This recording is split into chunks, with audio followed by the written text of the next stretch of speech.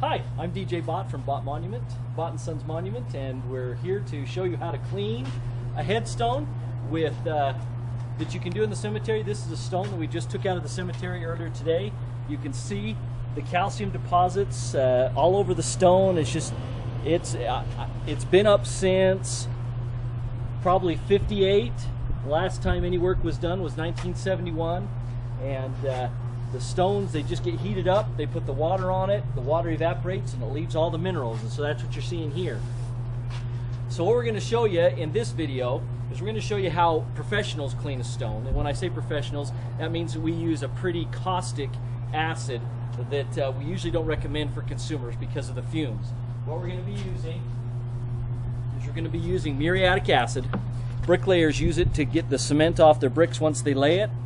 But it eats away all the calcium and lime off the stone, but it won't hurt the headstone unless you leave it on too long. So let me first tell you what you're going to need as far as supplies. You're going to need a muriatic acid. You won't need this much for one stone. You can buy them in smaller bottles. You can get them at just about any hardware store. Like I said, it is caustic. There are some fumes, so you'll need yourself a throwaway dust mask that to help you keep you away from the fumes, some eye protection, and then you'll definitely need gloves. Now, when using acid or cleaning a stone, we're cleaning this in the middle of the day because we're in the shade. When you're in the cemetery cleaning the stone, you're going to want to clean it early in the morning when the stone is cool. Otherwise, when you put the chemical on the stone, it'll evaporate prior to its doing its job. The other thing you'll need, I have a hose, but you'll need at least a 5-gallon bucket of water right next to you, because if it happens to splash on, if you have any skin exposed, it'll burn and you can just wash it off. So you'll need some water right there with you. So why don't we get dudded up? You'll see that you can still see the contrast in the stone between polished and unpolished areas. You'll also notice the deep cut letters that are in there. There's absolutely no paint in this stone right now either. And so you'll see with these time-tested techniques that have been used for the last 100 years, how your stone will still remain readable even without paint when done correctly. And all you'll need to do is clean it. Now, cleaning during the summertime, we typically don't advise people do it, not because it's bad or anything, but it's just a waste of time.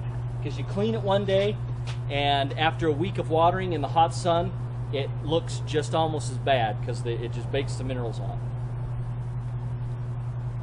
So first of all, what you want to do is you want to take your acid, and what we do is we just start at the top and spray it on.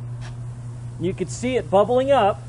The other thing you'll notice, you can see what you might think is steam, which is the fumes. That's what you're trying to stay away from. But you can see as this bubbles up and runs down the stone, that it's just eating that calcium away. One supply that I failed to mention that you're going to need is a brush, preferably on a long stick. That way you're far away from the acid, and then you can just brush that around, and it'll get that stone all nice and clean. What you'll notice as you brush it around, you'll see things pop up where the calcium and minerals are just a little thicker. On the polished stone, you don't have to worry about it, but on these areas here where it's real thick, you want to make sure and get that with the acid to make sure and get it off all the way.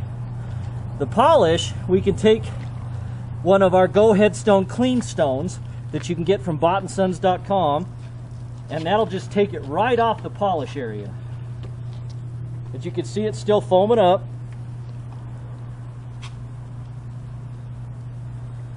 You can see the natural color of the stone now is actually pink instead of white.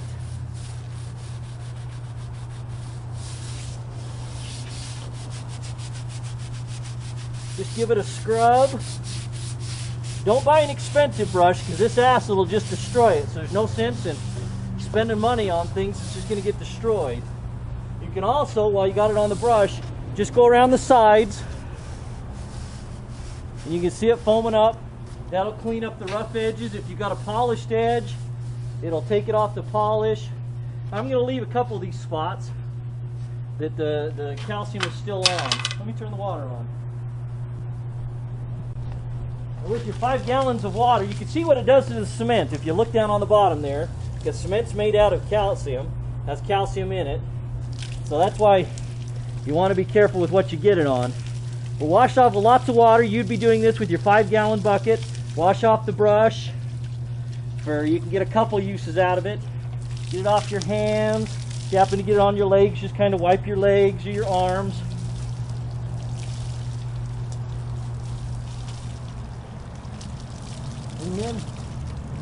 And then let the stone dry so that you can see where it is you need to touch up. Now that the stone is dry, you can go ahead and remove your protective clothing, and you can see the color of the stone and the difference between unpolished and polished again. You'll also notice that there's spots where the crusting of the hard water, even the muriatic acid, wouldn't take off right away.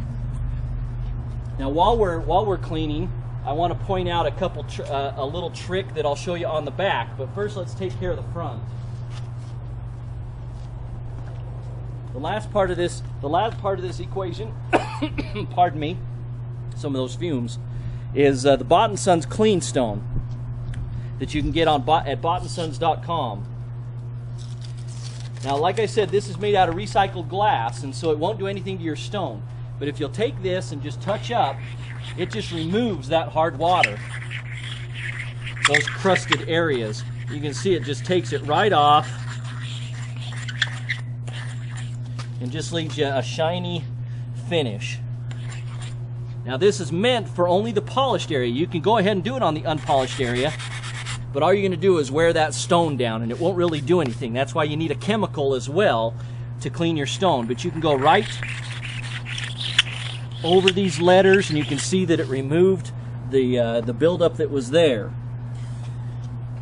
And then you just get the rest of the dust out, and that stone is good to go for another 50 years. Now, if you want to come onto the back, I'll show you the back. In one of our other videos, we showed you how to put the paint back in, the black paint, in the front of a stone that's been sandblasted with polished and unpolished. On the back of these stones, typically, you probably can't tell right now because of the dirt, but the entire back of this is polished, and then the lettering is just simply blown in the polish, so it's a shallow letter blown right in the polish. And that's to your advantage if you don't want to paint. That's where our clean stone comes in handy. Instead of using a chemical, what you're going to do is you're going to use this light-colored calcium and lime to your advantage by keeping it in the letters. Simply, this will take some elbow grease.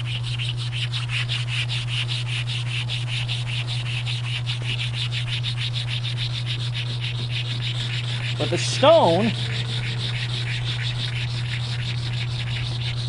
as you can see, the clean stone will just rub that calcium right off the stone, leaving the calcium in the letters, so it's almost like having a paint job without using any paint, just from cleaning.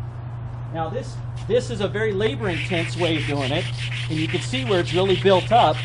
It's going to take you some time, but there is some advantage to doing it this way, because then you don't have to repaint those letters. Otherwise, just spray it with the muriatic acid if you choose to do that, and let it come clean, and then repaint the white lettering that we'll show you in a different video.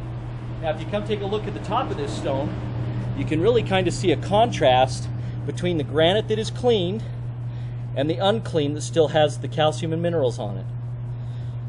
Well, thank you for watching our video. This is how to clean a stone with muriatic acid, and a clean stone, and a couple different tricks from a 100-year trade.